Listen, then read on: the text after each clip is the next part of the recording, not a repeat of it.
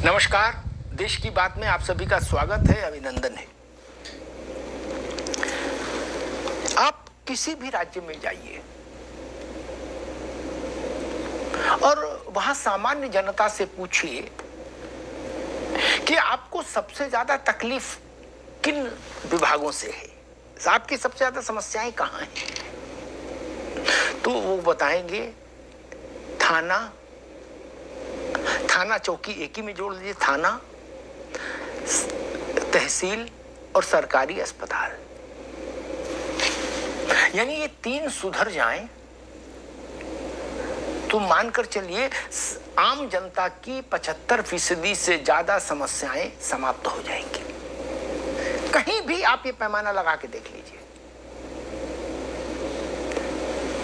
किसी भी राज्य के मुख्यमंत्री से आप पूछिए कि उसके कार्यालय से पूछिए कि मुख्यमंत्री के पास जो शिकायतें आती हैं, जो फरियादें आती हैं, उनमें सबसे ज्यादा प्रतिशत कहां का है, तो फिर वही आएगा पुलिस यानी थाना चौकी, तहसील यानी जमीन का मसला, राजस्व का, और तीसरा सरकारी अस्पताल।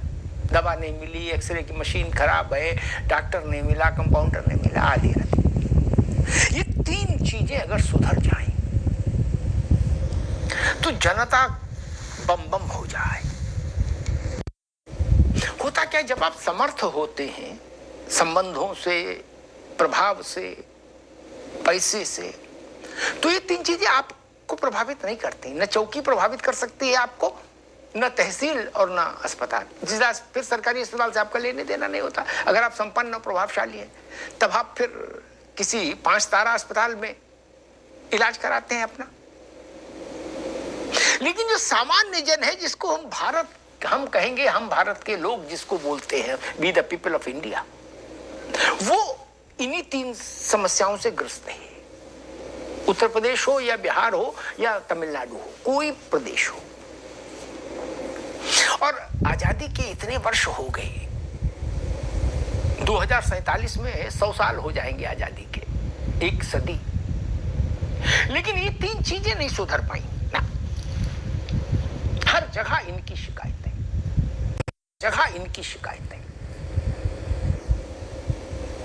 क्यों नहीं सुधर सक पाई ये चीजें? मुंडे मतर भिन्ना, अलग अलग राय है लोगों की, कैसे सुधर सकती, इस पर भी अलग अलग राय है। लेकिन इतना तय है कि इनको सुधारे बिना भारत के सामान्य जन का भला नहीं हो सकता। जी हाँ, उत्तर प्रदेश में, पूर्वांचल में अभी कुछ दिन पहले एक बड़ी घटना घटी। उस घटना ने जनता के भीतर एक पॉजिटिव मैसेज दिया, एक सकारात्मक संदेश दिया।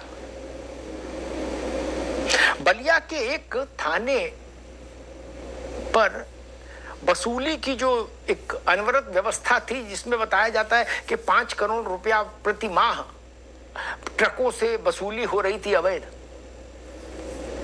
उस वसूली के रैकेट को ध्वस्त करने के लिए उत्तर प्रदेश पुलिस के 2 अधिकारी, एक डीआईजी स्तर का अधिकारी और एक वैभव कृष्ण और एक एडीजी स्तर के अधिकारी पीयूष मोडिया, इन दोनों ने एक ऑपरेशन किया अंधेरी रात में, और उस ऑपरेशन में वसूली कांड में संलिप्त कई पुलिसकर्मियों को गिरफ्तार किया गया, उनके खिलाफ मुकदमा दर्ज हुआ, सीओ स्तर तक के अधिकारी सस्पेंड किए गए, उनके खिलाफ मुकदमे दर्ज हुए, उनके खिलाफ विजिलेंस जांच, खुली विजिलेंस जांच के आदेश दिए गए, और एसपी और डिप्टी एसपी दोनों को वहां से हटा दिया गया और प्रतीक्षा सूची में ले जाकर डाल दिया गया।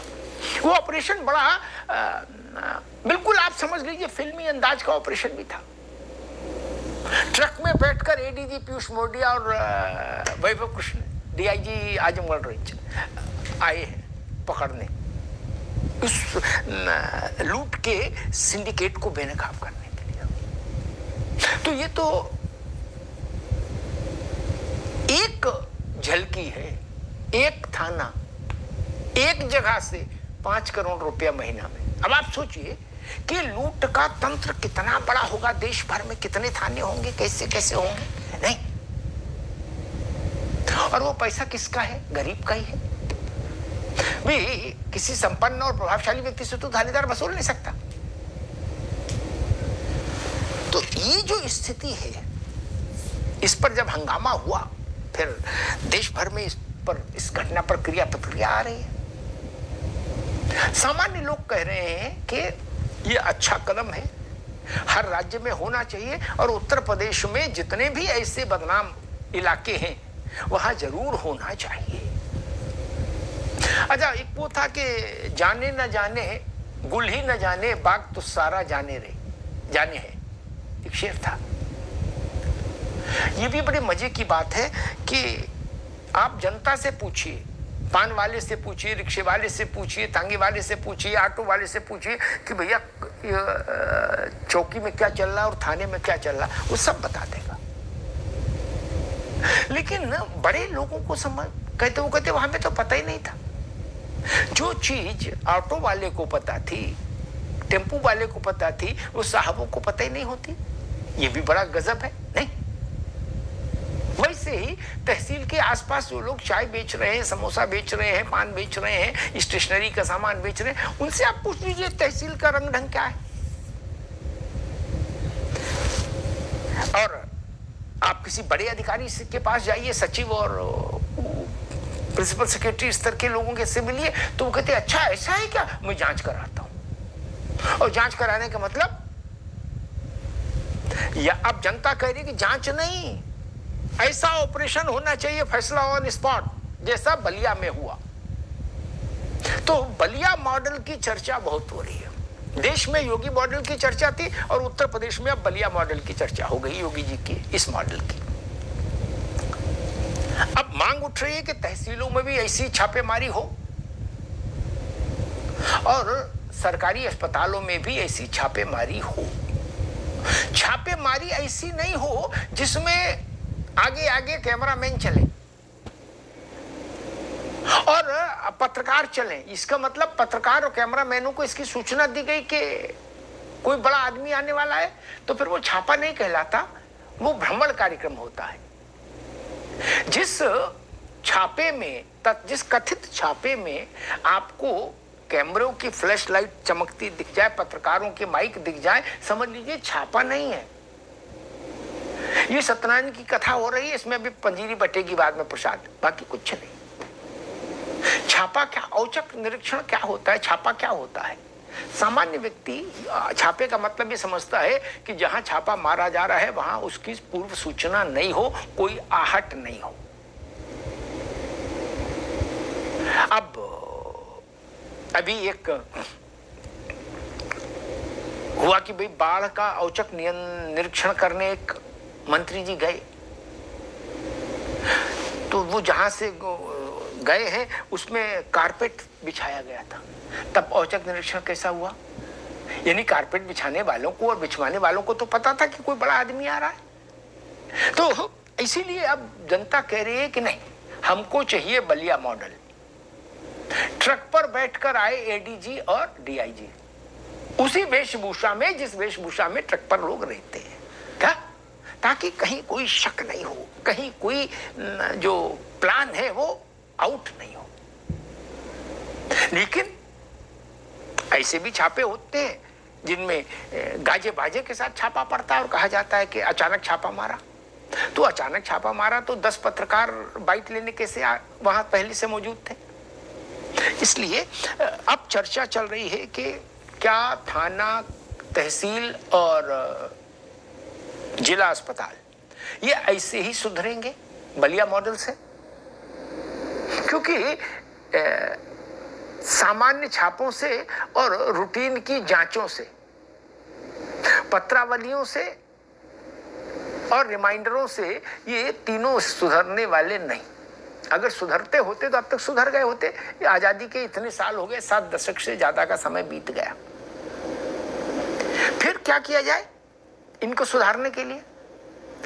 हालांकि कुछ विपक्षी दलों ने कहा कि अजब स्थिति है, पुलिस ही पुलिस को पकड़ रही। लेकिन मैं इसको जनता की तरफ खड़े होकर देखता हूं। पुलिस भी अगर लूट में शामिल है तो पुलिस को पकड़ने के लिए भी कोई होना चाहिए ना। ऐसा कैसे हो जाएगा कि पुलिस को खुला छोड़ दिया जाए, बोले भाई पुलिस है ये तो कुछ भी कर सकती, नहीं ना। और पुलिस को पुलिस ही पकड़े, ठीक ही बात, इसमें बुरी बात क्या है। कुछ लोगों ने इसको मजाक का विषय बनाने की कोशिश की कि देखिए पुलिस को पुलिस पकड़ रही, नहीं। पुलिस को भी कानून को अपनी जेब में रखकर चलने का हक हासिल नहीं, और पुलिस को भी भ्रष्टाचार करने का लाइसेंस नहीं। और अगर पुलिस के नीचे के लोग ऐसा कर रहे हैं तो ऊपर के अधिकारियों की जिम्मेदारी है कि वो उन पर छापेमारी करें और उनको भी कानून के शिकंजे में कसा जाए। बलिया में एग्जैक्टली वही हुआ। अब वहां से एक रोशनी की किरण दिखती है, एक रोशनदान खुलता है, लेकिन इस प्रदेश की जनता को और देश की जनता को संतोष तब होगा जब इस ढंग की कार्रवाई हर उस जगह पर हो जहां भ्रष्टाचार की गंदगी फैली हुई है, पसरी हुई है। धन्यवाद।